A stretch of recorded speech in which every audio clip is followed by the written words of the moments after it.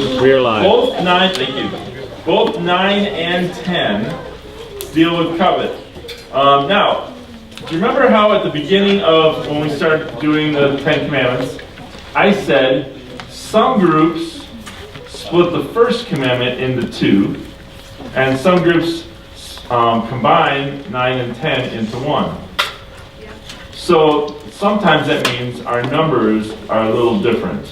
So if you go to some churches, this would just be 10. For most Protestants, by the way, as Lutherans, following the Martin Luther and his teachings about Jesus, we are Protestants. Okay? That is different from being Catholic. Catholic is different from being Protestant, just because it's kind of your heritage. It's kind of like saying I'm Norwegian. Now, I know nothing about Norway. I've never been there. I know it's really pretty, and I know they speak in a different language. That's about as much as I know. But even though I would say I'm Norwegian because that's part of my heritage, doesn't mean I live it out a lot. But we would say we're Protestants, and that means that's kind of part of our heritage, the lineage that we got here as Christians. Okay, so. As Protestants, we often flip it. We usually use covet as 9 and 10. And I'll show you the actual verse in there and how it gets split up. But other groups put it together. So it's just a little different numbering system. It's the same exact stuff, it's just numbered differently.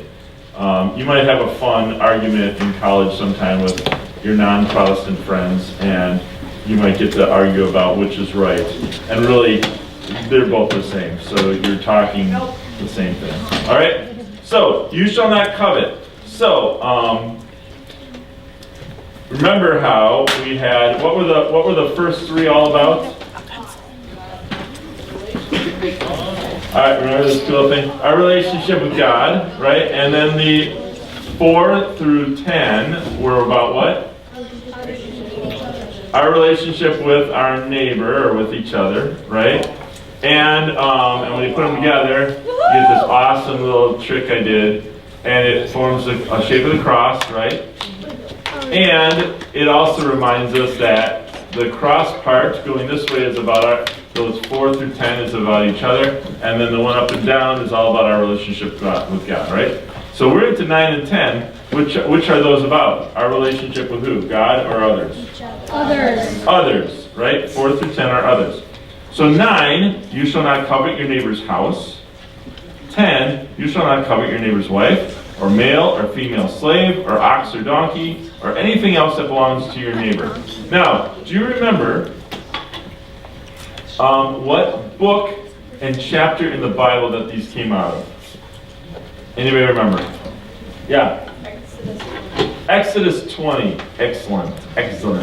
Exodus 20, this is actually verse 17. So this is just one verse. I wrote it as 9 and 10. But there's actually a semicolon at the end of house. So it's actually just kind of one big long sentence. You shall not covet your neighbor's house. You shall not covet your neighbor's wife, or male or female slave, or ox or donkey, or anything else that belongs to your neighbor. Right? So what does this mean to covet? Anybody know what it means to covet? Yes. To want, or to desire. Remember, I played the song for you, Desire? To want stuff that is your neighbor. So going back, you shall not covet, you shall not want your neighbor's house, you shall not want your neighbor's wife, you shall not want your neighbor's male or female slaves, or their ox, or their donkey, or anything else that belongs to your neighbor. Now remember, I got a couple looks when we said that. Slaves, ox, donkey. Okay, my neighbor doesn't even have an ox or a donkey or slaves, right? Now, when was this written? Remember what we just said? What was the book and chapter? Exodus 20. So that's one of the, which book in the Bible is that? Which one is it? The first. Which book? The first. No. Old Testament. No. No. I know, I just did that for fun. Second. It's the second book in the Bible, so one of the oldest books in the Bible. So they still had slaves back then. They still used oxen and donkeys. So that's why they're talking about it. All right? So it's a little confusing. But in our day and age, we said the word was want, to want other people's stuff. So this is a perfect time for this lesson, isn't it? This is like the perfect season for this lesson? Why is this the perfect season for this? Yes. Because it's Christmas time, and Christmas is all about what? Giving, right? Well, which commandment is that? That's 7, right? So, but how many of you, do your parents say to you, did you put together your list? Right? Do you all have a list? Did you put together your Christmas list yet? And what are some of the hottest things on your Christmas list right now? Nintendo Switch is like the hottest thing right now? Who votes for Nintendo Switch is like the hottest thing right now? My Little Ponies? We're getting Eric a My Little Pony. And we're gonna, no, better yet, I'm gonna get you a sweatshirt, a pink My Little Pony sweatshirt. You get to wear it. I bet you would wear it. I you'd be the coolest guy around. Who else? What do you got on your? What do you have on your list? Yes. What was it? iPhone X. Who else wants the iPhone X for Christmas? I mean, I want one. What do you have on yours? A GoPro. Which one? Well, you have to know which one. I didn't ask for a specific one. Just go with 7. Yes. What? Yes. Who wants Vans for Christmas? You want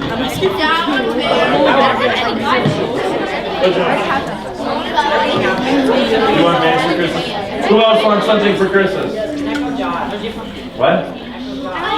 Oh, an Echo Dot. Those are cool. What else do you guys want for Christmas? Yes. PlayStation 4. Is that the latest one? Yeah, those are cool. Yes. What game goes with the PlayStation 4? Fortnite. Yes.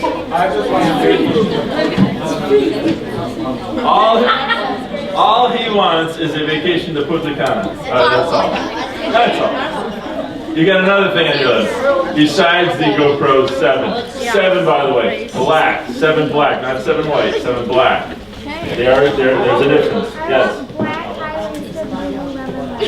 I didn't hear that. Okay. I've struck a nerve. Everyone's talking.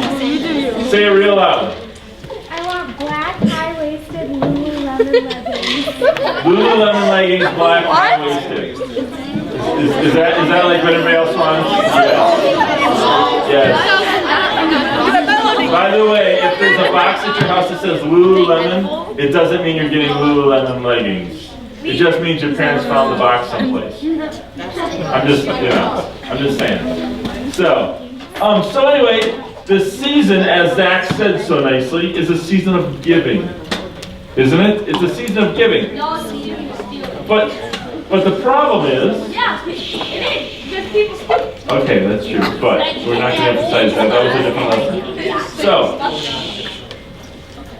So the problem is, though, we all want this stuff, and it kind of creates this culture of want.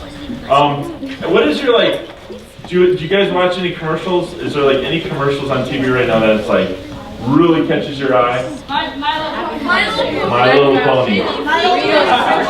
What shows are you watching? You watch the entire show, My Little Pony.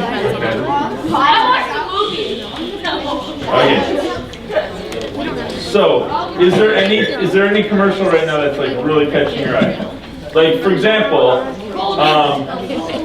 the GoPro commercials. I get stuck. I like to just go over to Best Buy, and I'm the kind of person that walks around in the tech section. Best Buy is like my store, and so I kind of walk around. I just kind of look at everything, and I get stuck at the GoPro ones because they are so cool, right? They're diving off of cliffs, and they're swimming deep, and they're around sharks, and they're doing all this really cool stuff. And I'm like, I gotta have this, right? Because if I have this GoPro, I'm going to be doing all this cool stuff. Guess what? I bought a GoPro. I have not done that cool stuff.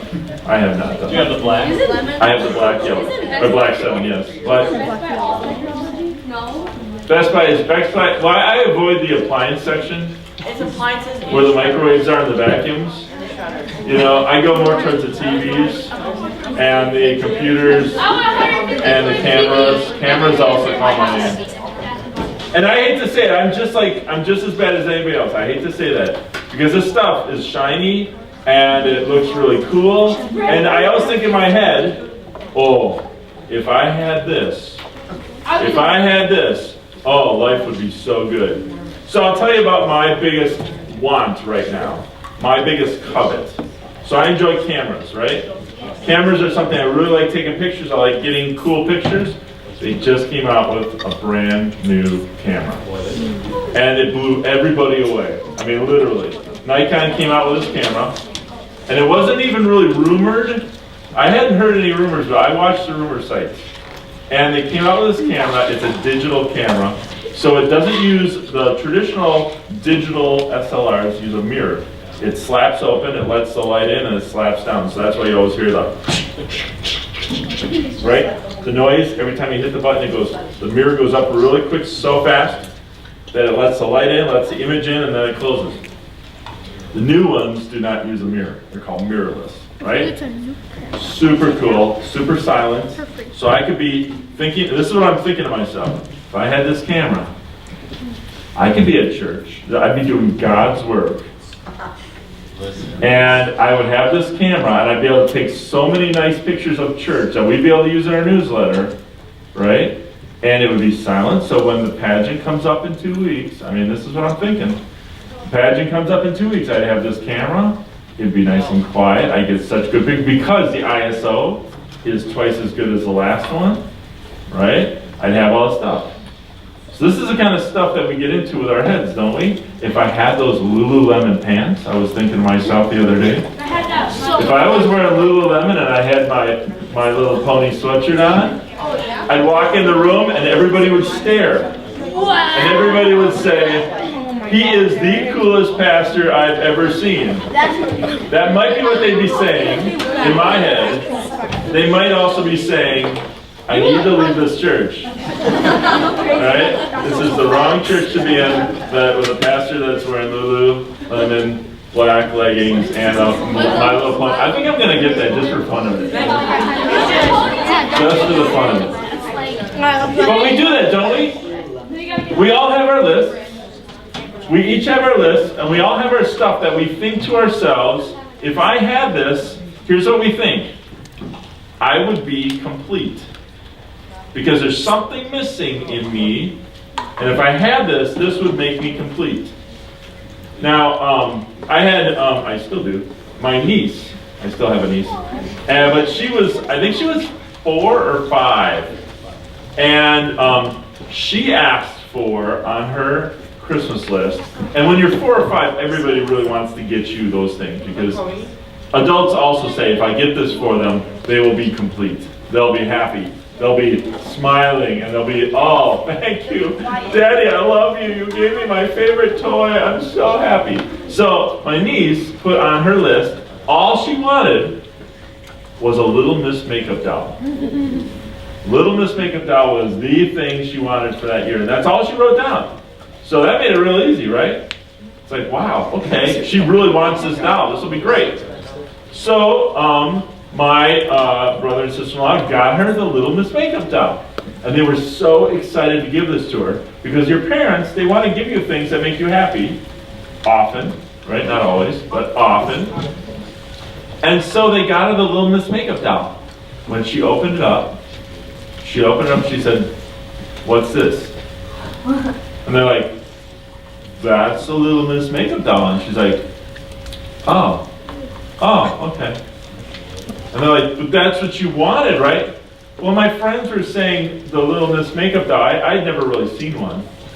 But they were saying how great they were and how cool they were, and they wanted them. So I figured I should put that on my list too. And because I wanted to be just like them, that's all I wrote down.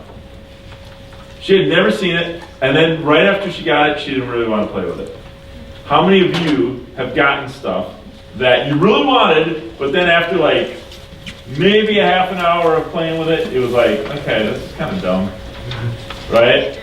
I mean, seriously, I bet almost every one of us have something like that where we go, yeah, okay, I really wanted it, but now that I've got it, it's kind of like, Yeah, okay. Got it. That's great. Check. Done. Right? We do that. We do that. That's what coveting is all about. So, I think I got some wrong things in here. Can our families covet stuff? Yeah.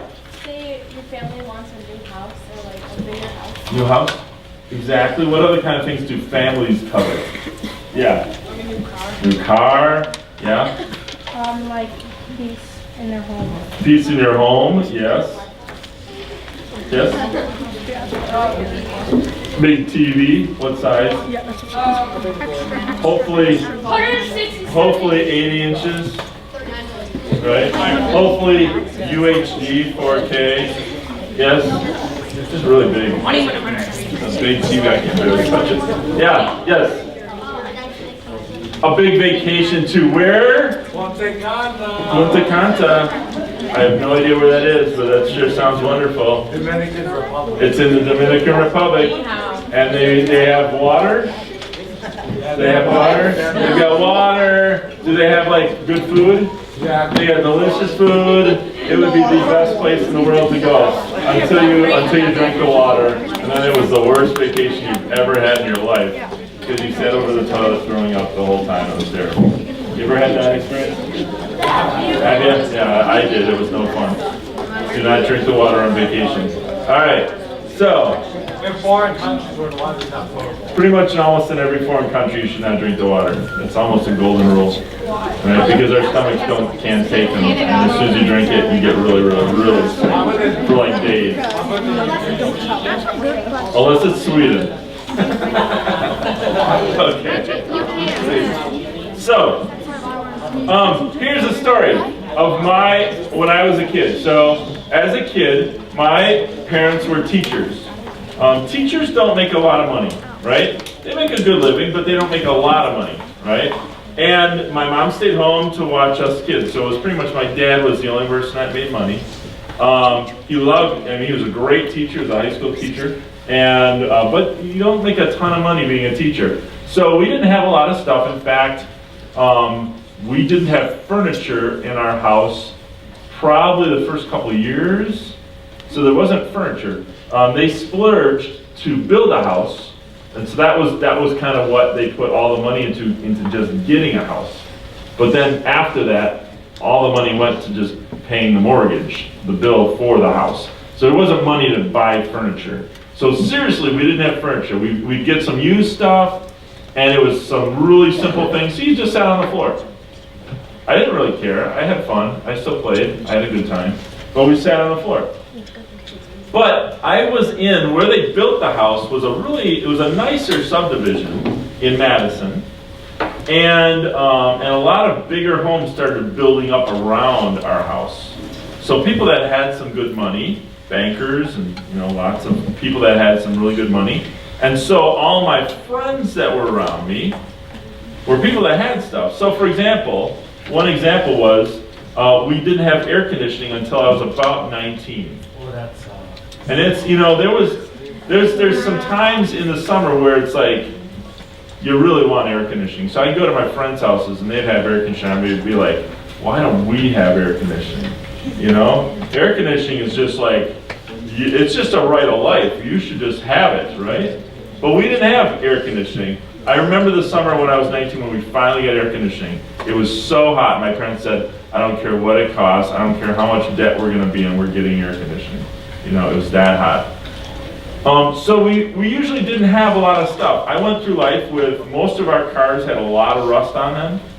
My dad was really good. He would go out and he would get, you can buy at the auto mechanic store, you can buy fiberglass and you can glue it on to the car when it's rusting and it's getting big holes in the side. You can glue it on and then you can spray paint it, the color. So that's the kind of cars that my family had, right? So we drove around and, I didn't care that much. My brother cared a lot. He was really embarrassed often.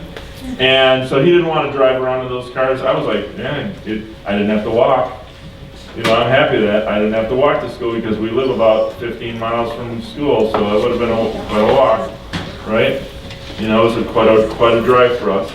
So, but as families, I think sometimes we get into that, boy, I wish, I wish, I wish. You know, whenever you find yourself saying, I wish I had this, I wish I had that, that's the coveting, right? That's that idea of keeping up with the Joneses. You ever heard that story? And it might not even be about that you don't have the money, but somebody comes along and they've got the new thing. This is kind of the keeping up with the Joneses. The new thing, right? Something that is brand new and you're all like, ooh, really want to have that. You know, that would be really cool to have, right? So how would you define what a necessity is? In fact, I'm going to let you stop right here and so you guys can think at your own tables. Think about what a necessity is. Talk about it as a group. And somebody's going to write a couple, one or two words down and you're going to come up and bring a definition.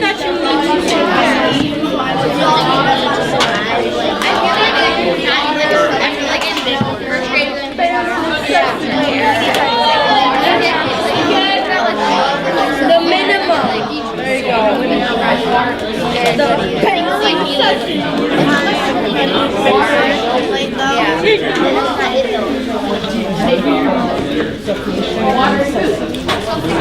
Something vital to life. Something important.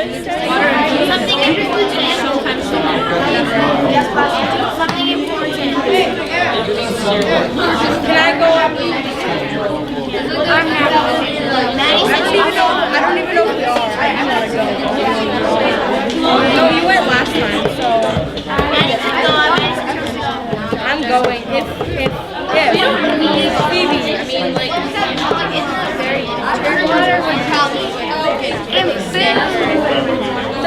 that's all the only part I know is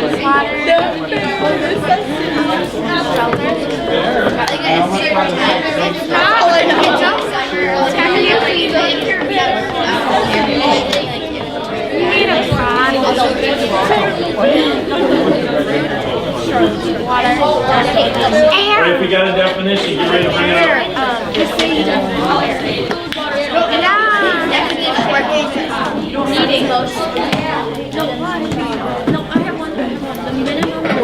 We have a definition you can share with the group. Yeah, I said I was gonna do it. Alright, hit it. Things you cannot live without. Things you cannot live without. Something you need to survive. Something you need to survive. Something that you need. Something you need. Things needed for survival, like food, water, clothing, and shelter. Wow, okay. It's a need, not a want. A need, not a want. Good. Something you need to not die. Something you need to not die. Not die. Something that you absolutely need. Absolutely need. Things that are vital to life. Things that are vital to life. The minimum of what you need. The very minimum of what you need is a necessity. So, give me some examples of those things that you need to live. Water, food. Shelter. I'm pointing at Emily right now. Yes? Clean air. That's always good to have. Oxygen, which is kind of clean air. But, you know. Medicine. Medicine. Medicine is very helpful to living, isn't it? Trees. Trees, because they help create clean air. Oxygen, photosynthesis. You need life to live. Okay, I hadn't thought of that. What? You need a cactus? You need a mom and a dad. Because they. So when you're in the desert, cactus is crucial. Yes. Jesus, the good church answer. Jesus. All right. So really important, all those things that are necessities. I liked what somebody said, the difference between a need and a want. So a need is a necessity, right? The things you need to survive, the things you really have to have. If you didn't have water, I think it's water you die faster than if you didn't have food, right? We'll check with the doctor. Yes, it's a proven fact. If you don't have water, you will dehydrate very quickly. How long does it take to die from not drinking water? 7 days. Like a week? Under a week. About a week? 4 days. Okay. I should not have asked. I guess last 2 hours. All right. We got lots of good answers. the point is you need water, right? Your body needs water to stay hydrated. And then food, if you don't get air, right, you die because you suffocate. Now you get into also the other things like shelter. Now you can live without shelter, but then you start to get into trouble when the weather's bad. We were just talking, where does Zobair go? Oh, okay, never mind. We were talking earlier, Zobair asked me, he said, it's really cold outside. And I said, yeah, it is. And he goes, have you ever had anybody that needed to sleep here at the church because they were homeless? And I said, yeah, we have. There's one lady that used to sleep on a park bench down in the village of Tosa. She doesn't do that now. I haven't seen her for a while. She moved to Brookfield for a while. But she stayed outside. She was homeless, and she chose to be homeless. But on nights when it was like negative 30 degrees, so it was so cold that if you went outside with exposed skin, your skin would freeze. I mean, just like really quickly. And you couldn't be outside in that kind of cold. You just can't. And so we said to her, you need to come inside. And we had her come and sleep, and she slept in the youth room. So shelter is something that is a necessity. Some nights it's like, hey, I want to sleep outside. This is wonderful. Summer weather, it's beautiful. The weather's good. But when it gets really cold and rainy, and when it gets brutally cold, where it's dangerous to your survival, shelter is important, right? Things like that. You start to get into even cities will start to say, when the weather gets really bad, either extreme heat or extreme cold, there are people that can't afford to heat their homes or cool their homes, and it gets dangerous for their health. And that's where cities will even step in and say, we need to help you because you can't survive in situations like this, okay? So that's where shelter and certain things become really a necessity. Versus, for example, Lululemon pants, right? You can live without having Lululemon. I'll tell you a story. When Pastor, you guys, do you know the Pastor Elias Katoy? He was here from Tanzania. A lot of the kids might not know him. He was a pastor here for a number of years. He came from Tanzania. He has now gone back to Tanzania, and now he is the bishop over in Tanzania. He's a friend of mine. We still email back and forth, and I've gotten to stay at his house a couple times, and I hope to go back in another year or so. But when he came here, he said to me a couple things. He got here, and his first week of being in America, he said, "Where are all the people?" And I said, "What do you mean? You've seen us." "Well, I came to America and I haven't seen anybody." They said, we put him in we gave him a house to stay in. It was a church house that he got to stay in. And he said, "I don't see any people." In Tanzania, people come to your house constantly and come visit, and they come and stay, and they want to come and sit in your living room and talk to you. And he's like, "Nobody comes to talk to me," And so I'm really surprised by that. Then I always remember this. He said to me, because he didn't have a lot of money when he came here, he said, "You know what I found?"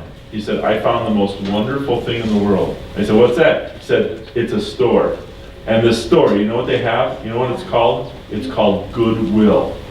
He said, "It is the best store in the whole world because I go to Goodwill and they sell things for like a quarter.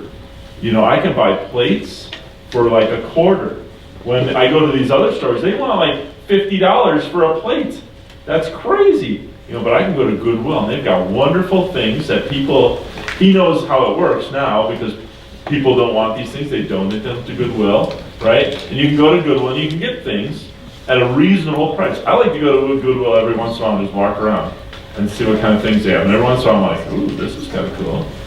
I don't have this at my house, and it's only a quarter. This is great." So he was really surprised at what he could get in that time. And I think often we get caught up in that wanting the brand new, most expensive, those things. And Christmas is supposed to be a season of what, Zach? Giving. It is a season of giving, but it tends to be more focused on the receiving. It tends to be more focused on the wanting. Okay, maybe that's a better way of saying it. More focused on the wanting, right? And we're almost encouraging each other to want more and more. And even in our economy, we say people need to buy stuff so that our economy does well, and then we do better as a country. So it's this whole unending cycle. So what does coveting, wanting, being desirous of things, cause us to do that maybe isn't good? What are some examples of things that it causes us to do that aren't so good? Matthew first. Like have greed. Have what? Greed. Greed, right? Be really greedy, yes. You might become really spoiled and then expect a bunch of new things. You start to become spoiled and expect like the best and expect, this isn't Lululemon, I'm sorry. This does not have My Pretty Pony on it, you know, it's some other pony. I don't know what kind of pony this is, but it's not my pony, right? If you like want it like so bad, you like go to any like lengths to get it. Yep. Or like cheat someone. What other commandment did we talk about recently that it would cause us to? You shall not steal. You shall not steal. Do you remember my story of the little Santa? Do you think coveting and stealing went hand in hand there? I wanted that little Santa so bad that I was willing to steal it from my friend Christy Ryan, right? I wanted it so bad. What other kind of things does it make us do that it isn't good? Yeah. You can become unappreciative. You become unappreciative, right? I got it all, you know? I don't care about it anymore, right? I got this whole pile of stuff, right? I've got this whole pile of stuff, that's great. Yeah, it's just a big pile of stuff, right? Unappreciative. So, hopefully when you do receive gifts, what is the best thing to say? Thank you. And to appreciate the gift and to say, wow, I really appreciate this gift, right? I mean, your parents are giving you things, or your friends are giving you things, and they're really hoping that item is something that you would really appreciate. So, you should show your appreciation. That's always important. All right. We already just talked about that. We said 7. Are there any other commandments that this connects with? We said it causes you to steal. Kind of lying. Lying. Like, Telling lies about your friends in order to try and get something, right? Coveting something. Well, if you really, really, really want something, you might just steal from it. If you really, really, really want it that badly, people, that can become a reason to kill. Yes, a lot of the murder movies are all about that, right? Coveting so badly that you go after it and kill someone. Yeah. The first commandment. The first commandment, I am Lord your God, shall have no other gods before me. So we talked, when we said that commandment, that's a great example. When we said that, we said there's small g gods, right? That we worship a lot of small g gods.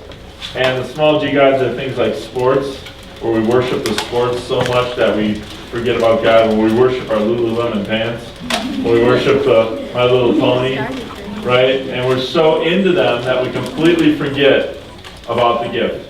That's where, like, the movie The Grinch, I'll go with the classic movie The Grinch, the first one. You know that all the Who's down in Whoville, it wasn't about presents.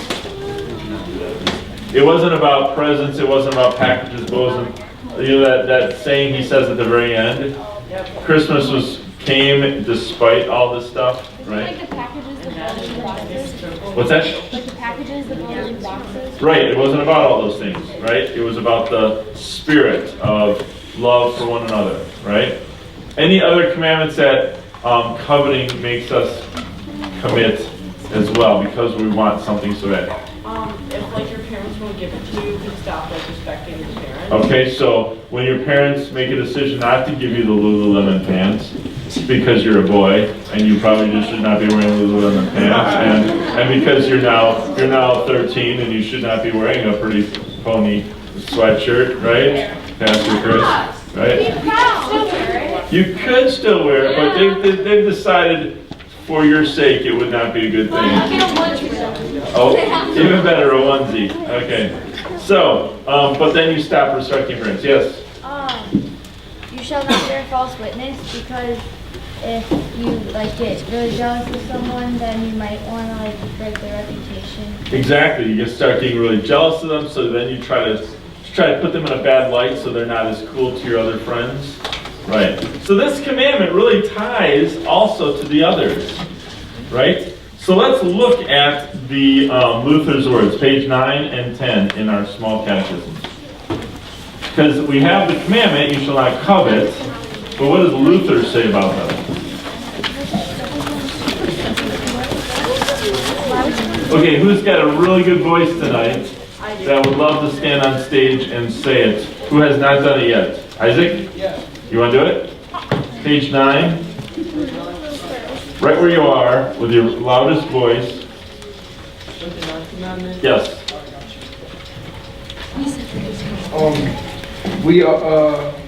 You shall not covet. Okay. We are to fear and love God, so that we do not try to trick our neighbors out of their inheritance or property, or try to get it for ourselves by claiming to have a legal right to it and the like, but instead be of help and service to them in keeping what is theirs. All right. So Luther always says, we shall not do these things. We shall not covet. Like he said, we are to fear and love God. He always starts off with that. So that we do not try to trick our neighbors out of their inheritance or property, or to try to get it for ourselves by claiming to have a legal right to it, and the like. But instead, we should do the opposite. We should help and bring service to them in keeping what is theirs. So we should try to help them keep what is theirs. Then on the next page, the 10th commandment. We split into the two. You shall not covet your neighbor's wife, or male or female slave, or ox or donkey, or anything else that belongs to your neighbor. I don't know what he was doing there. That was just kind of weird. Okay. We are to fear and love God so that we do not entice. What does it mean to entice? Hey, you should come with me. Come on. Entice means to try to talk someone into it. Right? Hey, you're cool. You should come with me. That's how you entice. Probably a little bit better than that, but you know. Hey, entice or force. Get in the car. You're coming with me. Right? Or steal away from your neighbors. Imagine stealing your neighbor's ox. That would be a feat. Or their spouses, or household workers, or livestock. But instead, Luther always says, but instead, urge them to stay and fulfill their responsibilities to our neighbors. You should be trying to help them. Okay? So those are what Luther talks about with his. So remember what I said, what book and chapter are all these commandments in? Exodus 20. Exodus what? 20. Which one? 20. Exodus 2:0. Yes. 20. Just like up on the slide behind me. Exodus 20. And what verse is it? 17, thank you. You shall not covet your neighbor's house. You see the semicolon there. You shall not covet your neighbor's wife, or male or female, or ox or donkey, or anything else that belongs to your neighbor. So, we shall not covet, to want, to desire, to try to take. Okay?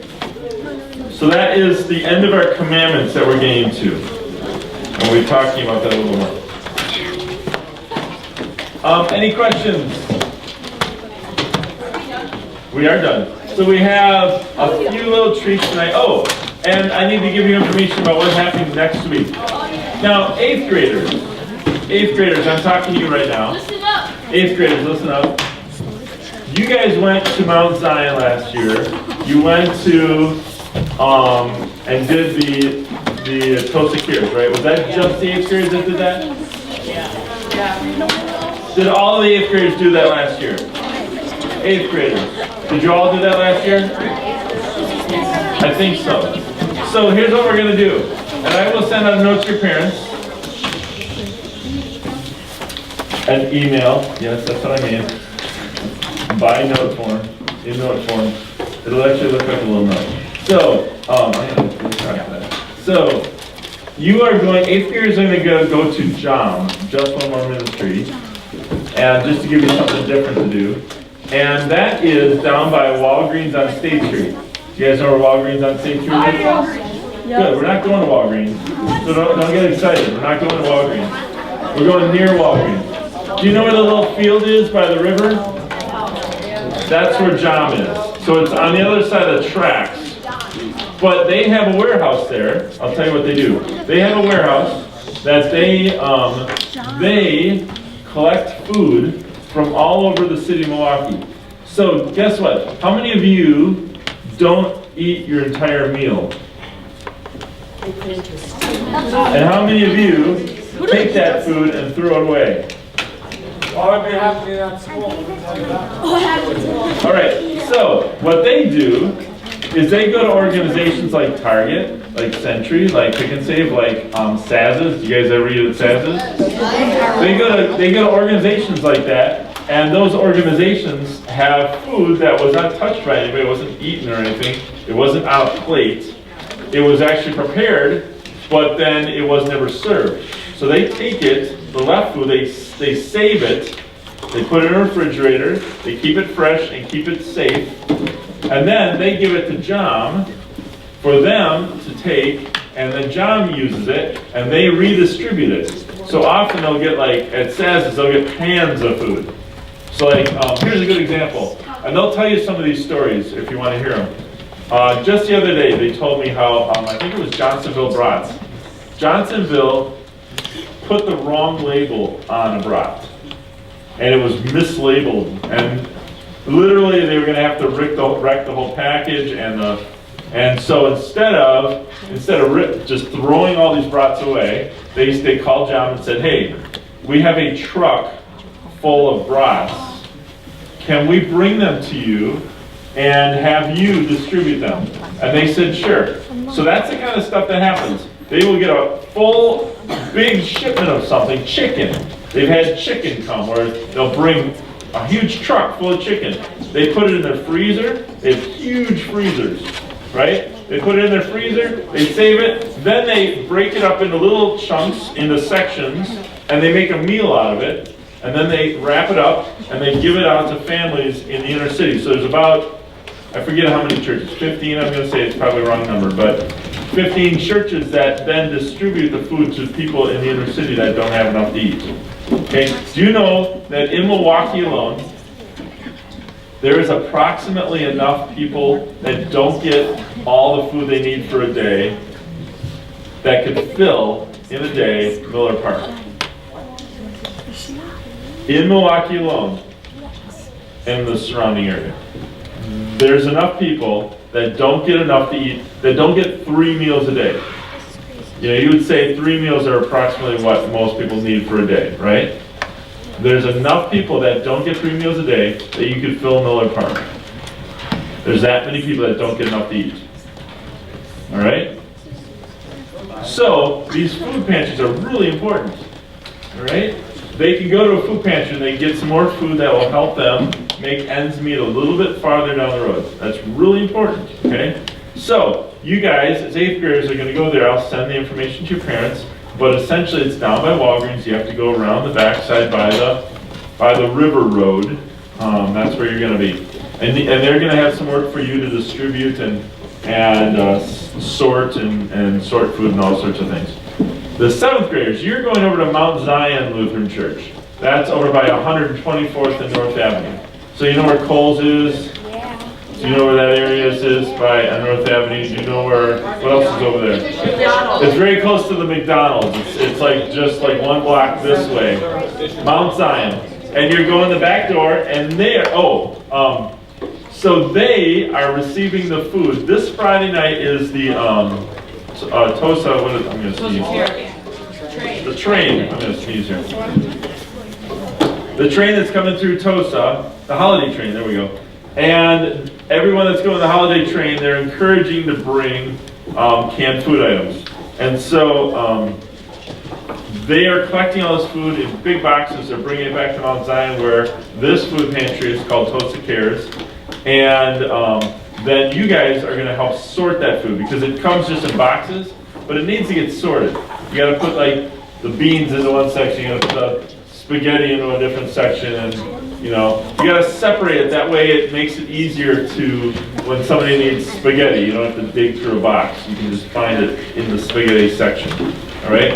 You guys are going to help with that. We worked on that as 8th graders last year. So it's a lot of fun. Now, I think some of you have concerts next Wednesday. Is that right? I think some of you have concerts. So if you can't, if you can't be here for, yeah? We're gonna have you go straight there. We're not gonna do a bus over there. So we're gonna have you meet there, and I'll send your parents a note. But here's the deal.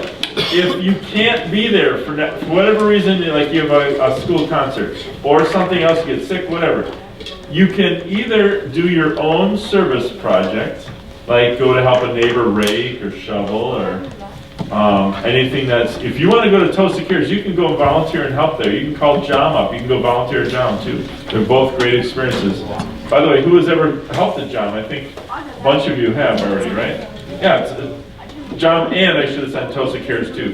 So those are great experiences. But if you can't be here next Wednesday, you're going to just do your own service project. Or if you know ahead of time you can't do it, you can go down to the train. They're looking for volunteers to go to the train and help with collecting food there. And I can help hook you up with that. So one of our members leads that, Kristen Hansen. So that's what's going on next Wednesday. The following Wednesday after that is a fellowship night. So that is the 19th. So tonight, in your small groups, you should brainstorm a little bit about what you want to do as a fellowship night. And that, by the way, just as a reminder, fellowship nights are supposed to be not real expensive. They're not supposed to be real expensive. They're not supposed to be going too far away. But good examples would be like to go to someone's house and have pizza, hang out there, or go, if you want to come here and play a game, that's fine. If you want to go have dinner in the village, that's fine. You know, think about what you want to do, but your adults get veto power. And if you're going someplace that's like, for example, if you're going to have dinner at the Main Fair food court, then you would all meet there. Your adult is not going to drive you there, okay? So you need to figure out a place to meet if you're doing something like that. All right? Any questions about that? All right. So, clean it up, and I will call on tables before you get your snack. We're having one cookie each.